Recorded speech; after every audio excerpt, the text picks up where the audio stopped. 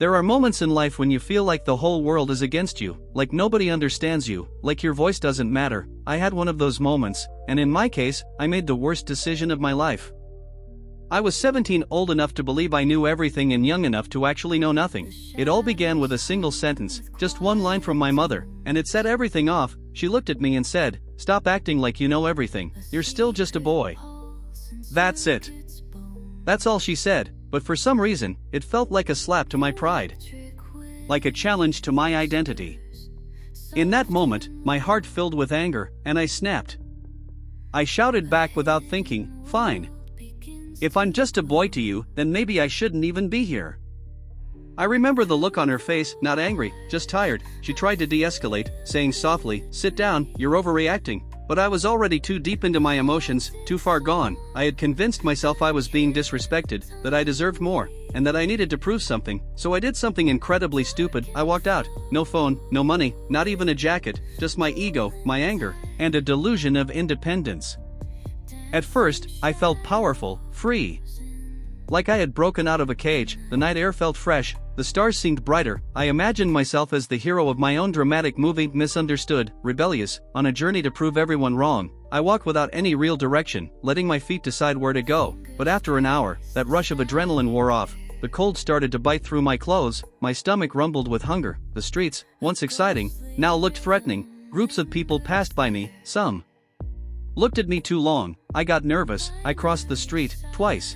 Eventually, I ended up at a quiet bus stop, shivering and alone. I sat on a cold bench, hugging myself for warmth. That's when the voice in my head started talking again. "What exactly was your plan?" it asked. "You thought this through, huh?" I tried to silence it, but the truth was getting louder. I had no phone, no money, no place to go. I couldn't call any friends. I didn't even know their numbers by heart. I didn't even know what time it was.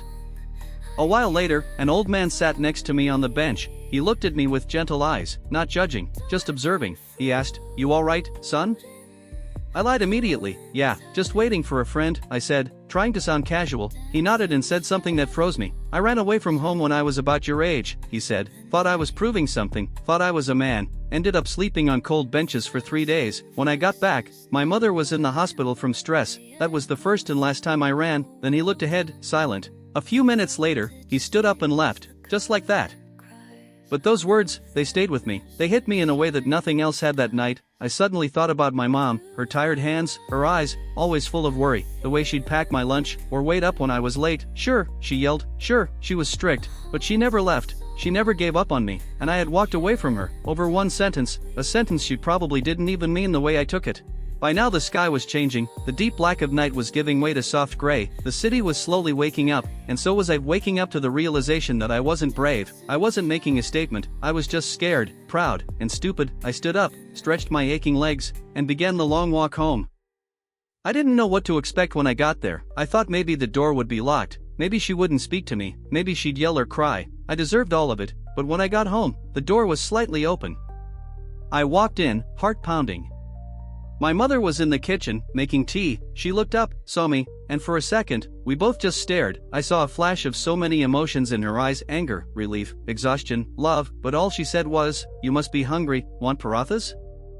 I nodded, and then, without a single word, I broke down. Tears poured out, and I couldn't stop them. I sat at the table, head bowed, ashamed and overwhelmed. She came over, placed her hand on my head, and said gently, "Next time, just talk to me." That was it. No lecture, no punishment, just understanding, just love. We didn't speak much that morning, we just ate in silence, but it was the warmest silence I've ever known, a silence that forgave, that healed, that reminded me where I belonged. Years have passed since that night. I'm older now, maybe a little wiser, and every once in a while, I look back at that moment with both embarrassment and gratitude. Embarrassment, because I let my pride blind me. Gratitude, because I had someone who forgave me without needing an explanation. I've come to understand something important: love doesn't always sound sweet. Sometimes it sounds like rules, sometimes it sounds like criticism, but it's still love.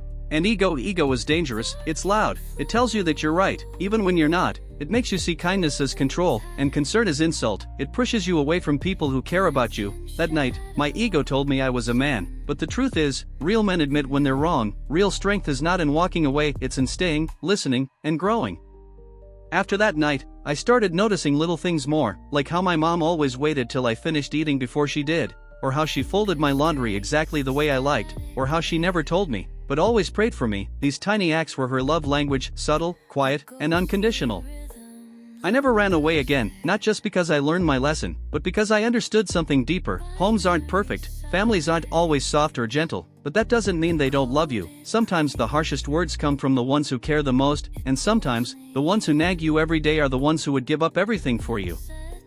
I share this story not because it's rare, but because it's common. So many people, especially when they're young, make the same mistake. They mistake guidance for control, they confuse love with criticism, and they walk away from the very people who would take a bullet for them. If you're listening to this, and you're thinking of cutting someone off, someone who's been in your life through thick and thin, just take a second, think. Ask yourself if your anger is worth losing something that can't be replaced. Because once I almost lost it, and I'll never forget that feeling. That night taught me that apologies are important, that silence can be healing, and that sometimes, the best thing you can do is come home and say nothing, just sit, eat, and let your presence be the apology. I ran away from home, but it was my fault, and the best decision I ever made was coming back.